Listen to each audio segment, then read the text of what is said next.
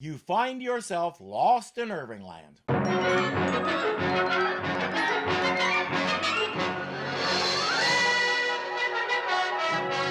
The Jupiter 2 is back in space, just bopping here and there like they do. And Dr. Smith is doing what he does. Dr. Smith, if you're done with the robot, can I... What's the trouble, William? This plant. You know Dad's orders. No one's supposed to bring any kind of vegetation of alien kind on the ship. I recall your father's edict very well indeed, but surely it does not apply to this innocent little orange tree. As I said, Smith is doing what he does, finding excuses why the rules shouldn't apply to him. And when was the last time you saw an orange tree with foot-long leaves? Dr. Smith, I'm not so sure that's an orange tree.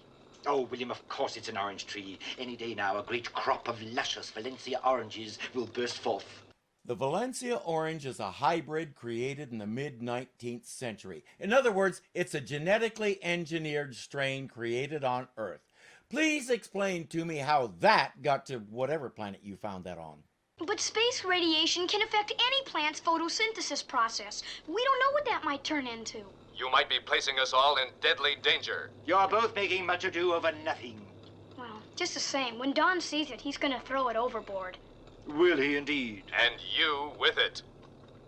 With that in mind, Smith has made an important decision. To please you, William, I shall get rid of the plant immediately. To please Will, not because he's terrified of Don. Got it.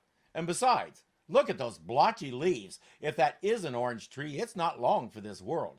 And it's time for another of Smith's inane soliloquies. How ridiculous.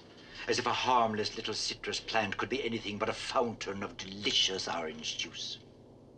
They're all jealous of my horticultural ability, all of them. Jealous, jealous. You've never actually seen an orange tree, have you, Doctor? Let me give you one little tidbit about them. They don't do that. Looks like some kind of radiation belt. Must be a galactic phenomenon. Scintillameter is way off. We're covering radiation shockwaves. John, can't we alter our course? We don't have enough time. Whatever it is, we're gonna have to take a chance and fly right through it. Will mentioned space radiation altering plants. We have a plant and we have radiation. Setup complete, all audience members down to 5 years old fully aware of what will happen next. Audience members will refrain from asking why the ship's instruments didn't pick this thing up in plenty of time to steer around it. I guess I better warn the children.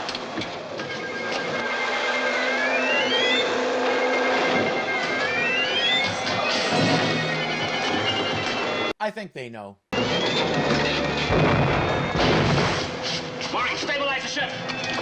Are we supposed to conclude that those two things are related? Dr. Smith! He's really hurt bad. Oh, he is not. You say that every time he gets the least little boo-boo, and he's never going to grow up if you keep pampering him like that. I have computed his condition. The good doctor is only paralyzed with fear. Silence, Ninny! Why shouldn't I be? There's just so much a man can stand. Man? Huh! Spare me the asinine aside, you insensitive idiot. I've suffered a severe emotional shock. I'm terribly sorry, Dr. Smith.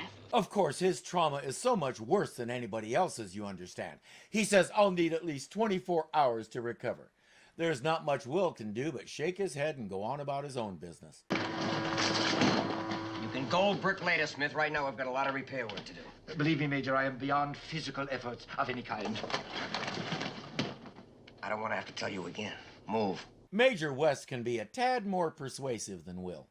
But I need a little time in order to recover from my recent experience. Smith. Very well, Major, but you will regret it. Denying an exhausted man a little peace and quiet, cold and cruel you are. All right, Smith. Never mind the compliments. I'll meet you on the upper deck in 30 seconds. Let's listen to that from Don's perspective. You can gold brick later, Smith. Right now, I've got a lot of repair work to do.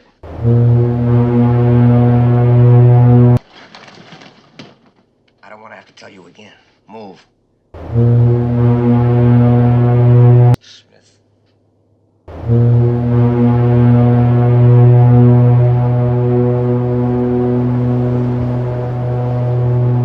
All right, Smith. Never mind the compliments. I'll meet you on the upper deck in 30 seconds.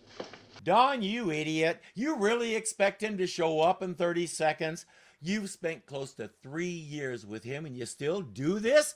You should know by now that if you want him there in 30 seconds, you grab him by the back of the collar and drag him there, taking 30 seconds to do so. Oh. Oh.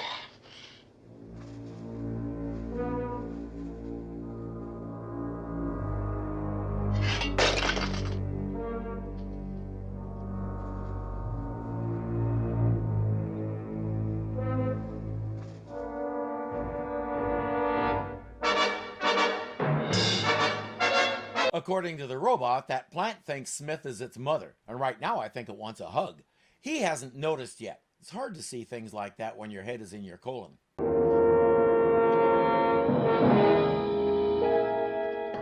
Dr. Smith, dinner's ready.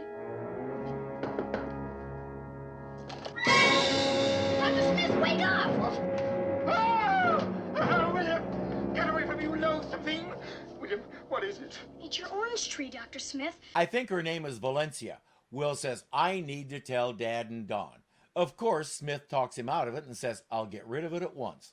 Well, all right. But you're gonna have to put it through the jet exhaust so it'll burn up. No sooner off your tongue than it is done.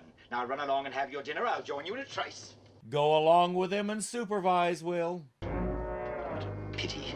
In season, we could have had oranges as big as watermelons. There's why the super genius still thinks it's an orange tree. If it does produce any fruit, I doubt you'll taste it. Oranges from that plant will probably be able to run faster than you can. Upstairs, Penny and Judy are chatting, discussing where they're going next, how they'd like to go home, basically gabbing like sisters. Something's wrong with the air ventilation system. Get Dad and Dawn.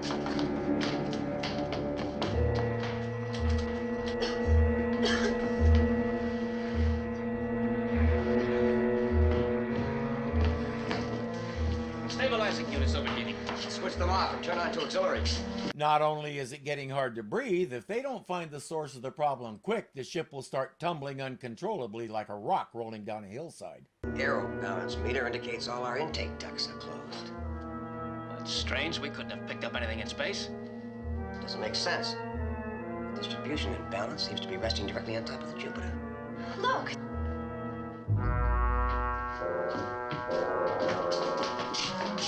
I told Will to supervise him when he disposed of that thing. Oh, sadness, oh sorrow. It never occurred to me that anything as terrible as this would happen. All this extra work is your fault. Will told you to dispose of that plant through the jet exhaust. Yes, I know he did, but it was so heavy. So like the prize idiot, you sent it out into space through the escape hatch. It was capable of walking by itself. All he had to do was steer it in the right direction. We all know what happened. The jet exhaust was so far away, the escape hatch was right there, and the poor dear was just so exhausted he couldn't go another step. And of course he's so sorry, as if that does any good. It wasn't all Dr. Smith's fault. I'm responsible, too. Yes, you are, son. You should have reported the finding of that plant immediately. But unlike Smith, Will is an adult who owns up to his mistakes. The robot knows why it's happening. My computers indicate the plant is clinging to the ship because it believes Dr. Smith to be its mother. Tattletale. As I said, Will is the adult who admits his mistakes instead of offering childish comebacks. The robot also reports that the stabilizers will fail in 38 minutes and 10 seconds, whereupon everybody's dead. There must be some way out of this. Yeah, shoot Smith into space and let the plant nurture him. There's a planet nearby with a decent atmosphere. John's idea is to skim the ship into the atmosphere at high speed and burn the plant off. The radio. Someone's trying to contact us. Match our wavelength to theirs. Yes, sir. You are about to enter a restricted zone. Alter your flight pattern immediately. Leave the area. This is John Robinson from the planet Earth.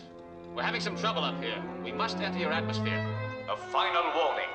Leave this area at once. Do not attempt to enter our atmosphere, or you will be destroyed. We've got to make an entry. This is an emergency. Stop sending. And whoever it was forgot to say, "This is a recording." Dad, look at those flips. I wonder what they are. Oh, those are just some migrating birds that flew too high. What do you suppose they are? Danger! Danger! There they are! We have several near misses and plenty of drama, but it stops when they get out of the planet's atmosphere. Dad, why would they want to attack us? We told them we were friendly. Oh, William. In the hostile environment of space, there are no reasonable explanations. He didn't ask you, he asked his dad. We're not positive they heard our radio message.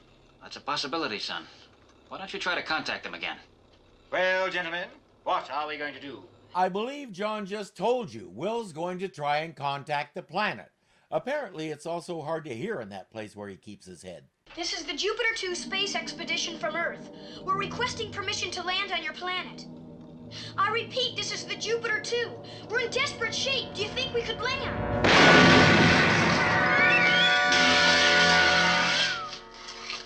I guess that answers our question. Fine, you can't land there, but ask them how they did that. John says we're out of time and we have no choice. We're going in. Skin temperature, 4,000 degrees. Nothing could survive that. The ducts are clear. No indication of outside mass attached to ship. All right, let's get out of here while we can. Not gonna happen. We have runtime to fill. Some kind of beam hits the ship and drains all their power. They're drifting in orbit, pretty much helpless. Well, that beam and all those missiles came from one attack area. Our orbit's taking us out of range. How long before we can recharge and get out of here? We'll need 20 hours, full recharge. That'll give us enough power to reach escape velocity? Well, there's only one problem. In 11 hours, our orbit's gonna take us right over that attack area again. Don comes to talk to Smith. He says, we have to take the space pod down to that attack area and convince them we're not a threat. Smith says, good idea. I'm glad you approve, Dr. Smith, because you're going with me. I am. You're the most expendable of the whole group, and you're going with me. Thank you, no. My mind is made up.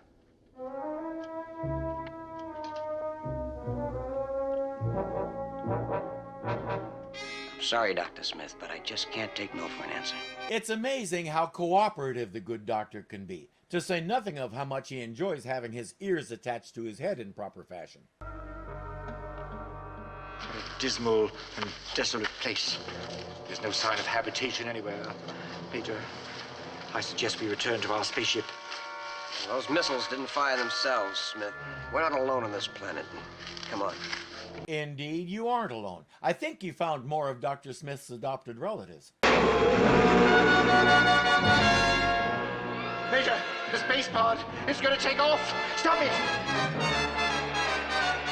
And they know how to fly your space pod. Why didn't you try to stop it? Because I deliberately set the remote control system so it would return to the Jupiter 2. Right now, Smith, we're expendable. No sense in sacrificing a vital piece of equipment along with us now, is there? Okay, maybe they don't know how to fly your space pod. He's doing a Cortez and burning the ships. He says, we have 3 hours before the Jupiter 2 is overhead again. We have to go find the folks that are shooting at us. As usual, Crybaby has to sit down and rest, so Don goes off to look somewhere else.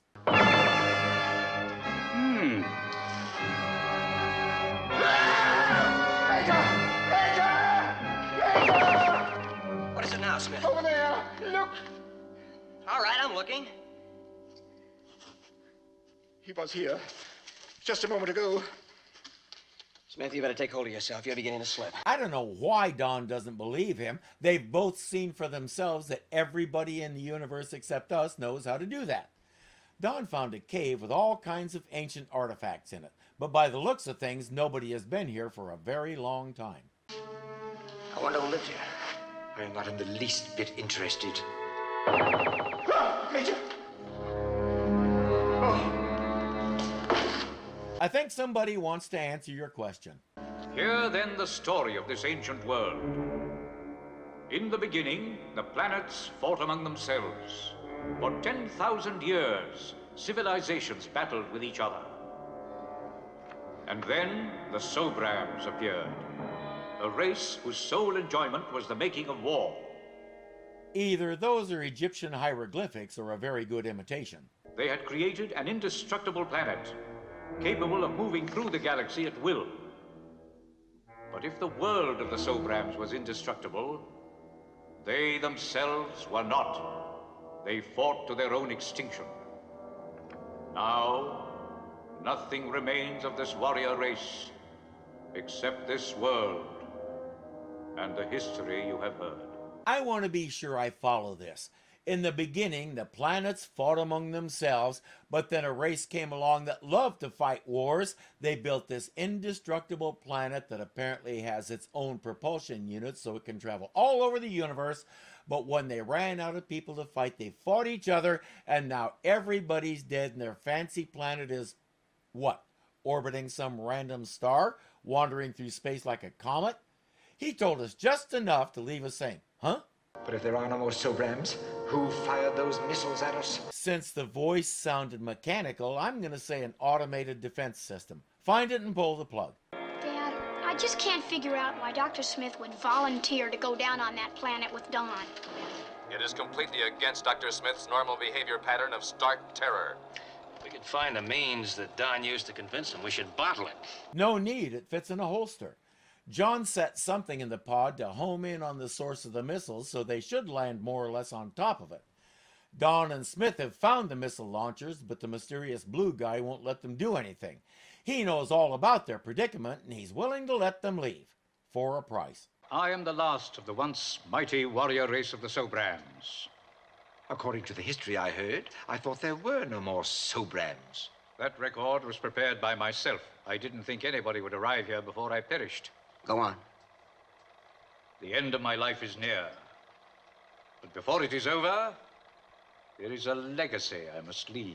My children are my legacy. What's yours? One of you must stay behind and take over this planet. Either that, or you will all be destroyed. I volunteer Smith. If anybody can find a way to screw up and destroy the indestructible planet, he's it. Are you all right? I'm perfectly well. Where's Don? He's safe and sound, and I have other good news for you. Our difficulties are over. We can keep the spaceship in orbit around this planet as long as we like, without fear of further attack. Why isn't Don with you? We know where he is and why he's there, but John will practically have to beat it out of Smith. No reason to concern yourself. Just a minor detail. You know how fussy these aliens are. All right, let's have the whole story. And I want the truth. I promise you, it's nothing. I'm waiting. Surely you don't doubt my word? Glorioski, why would he do that? Just because you lie about your name to keep in practice. I do have to give Jonathan Harris one thing. Those expressions look way too natural on him. John says, you're going to take me to them. This way. I refuse to go another step. Dr. Smith? Yes, Professor Robinson. He keeps trying that. When my Uncle Jake was little, his mother told him to take the buckets and go get some water from the well. Feeling rebellious, Jake said, ain't he gonna do it? She told him one more time, ain't he gonna do it? Smack! Down to the floor he goes. As he stands up and picks up the buckets, ain't he gonna do it? Now with a cry in his voice. All the way to the pump. Ain't he gonna do it? Ain't he gonna do it? Ain't he gonna do it? All the way back to the house with 2 full buckets of water. Ain't he gonna do it? Ain't he gonna do it? Ain't he gonna do it? All the way in the house, set the bucket on the table. Ain't he gonna do it? Ain't he gonna do it? Ain't he gonna do it? All the way to his room to sulk. Ain't he gonna do it? Ain't he gonna do it? Ain't he gonna do it? He showed a lot more maturity than Dr. Smith. Cease and desist, or I will destroy. Your friend will recover in a few moments, Professor Robinson. He submitted to this test at his own choice. Clearly it's not a written test. What are you testing him for? The Major volunteered to run this war world for me. I was testing him to see if he was capable of it. The Sobram guy tells it in much more complex language, but basically, Major West is a good person who respects life. That won't do it all. Ethical standards have no place in my world. Then have we got a candidate for you? My sensors have computed this machine, and it is not as the alien says. He does not wish someone to take over this world after he dies. What does he want? The alien seeks one thing, someone to play against him in one last war game. A game that eventually will destroy this entire world. Is that true? My opponent will be given the other missile site. And together we will do battle until there is nothing left of this world. There's another missile site on the other side of the planet. He needs somebody who's willing to commit wanton destruction and use any means, however evil, to defeat his opponent. I repeat, have we got a candidate for you? Perhaps. He certainly has the sneaky look of a dirty fighter. You've got my personal guarantee for it. If our writers gave a rat's patoot, we could have had a nice callback here. Hey, Smith, remember when you got me thrown into prison trying to save your own skin? We're following your example. If anybody gave a hoot, which they didn't, so we didn't. I'm not at all well. I wouldn't be any good at war games. Ask William. I can't even beat him at a game of chess. Dr. Smith, you told me you beat the robot 10 straight games. Smith says, the robot. The robot, of course. The robot is the one you want. Picture it. The final glorious battle of the ages. Man versus machine and all that crap. I am afraid I must, Will Robinson. My computers indicate there is no other course of action. But it will never work. You're programmed only to defend, not attack. And besides, you're more ethical than any of us. A condition that can be easily remedied. I shall simply remove his sensory tapes. In essence, that will reset into factory specifications. Without those tapes, he's not our robot anymore. Everyone agrees to the terms, and Smith removes the tape. Oh dear. Well, I see that William and the Major have departed for the spaceship. Excellent. Is that the robot sensory tape? Yes, it is. I thought that William would like to keep it for old time's sake. That's very kind of you. Oh, good heavens. Don't tell me you're suffering pangs of loss for that ridiculous robot. As a matter of fact, I am. Smith can't grasp it because he's never cared about anybody or anything except himself. He says this can be put into any mechanical man. You've seen one robot, you've seen them all. Freeze! Freeze indeed. Why should I freeze? The climate on this planet is really quite comfortable. Freeze? But... No! Shoot! Shoot! What are you waiting for? Can't you see we're being invaded by an alien plant monster? Wait a minute, I've got an idea. That's the same plant creature. I told you it wanted a hug from Mommy. John says, I think it can help us. Still, its cell structure indicates that it could be parthenogenetic. And that could do it. Parthenogenesis? I used to know what that means. Never mind what it means. You've got a big job ahead of you. Me? Yes, when the space pod returns, get all the neutron grenades and a spare laser. The spare laser. Now comes the hard part. Here's what I want you to do. Pogodogo, pogodogo, pogodogo, pogodogo. Now mark this. Our little battle will begin precisely at... I'm afraid you're going to have to postpone your little battle indefinitely. Now you keep out of this. I bought this robot. He's mine. I'm not arguing about that. I'm here to tell you that this planet, this war world of yours, is being invaded. Invaded? By an army of plant creatures. An army of one, but that parthenogenesis that John mentioned should produce more, I guess. Parthenogenesis means virgin birth. It's what we call how Jesus got here. There are plants that reproduce asexually, but it takes a certain amount of time. That means John is going to stall our man for a few weeks while more of those guys grow up? Now, take one quickly, and hold it. Now then, throw it like that. Bravo, there's a good boy. What is your friend doing there? He's trying to convince the leader of the plant creatures to leave in peace. The Sobram says, peace isn't in my vocabulary. I'll destroy that leader with a hyper laser. John says, I wouldn't do that if I were you.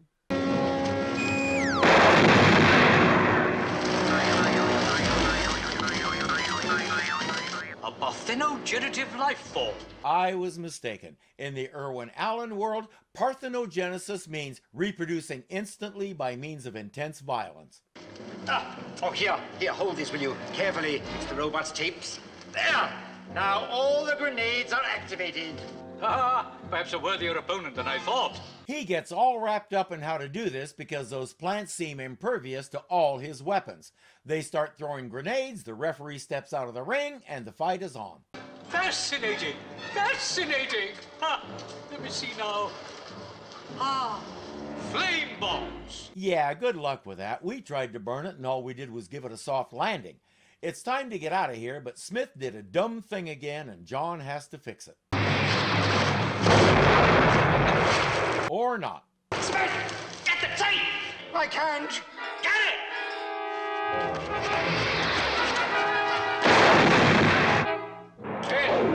I got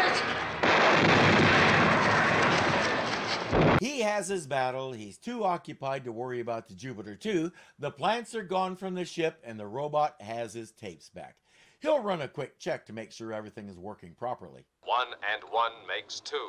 That is correct.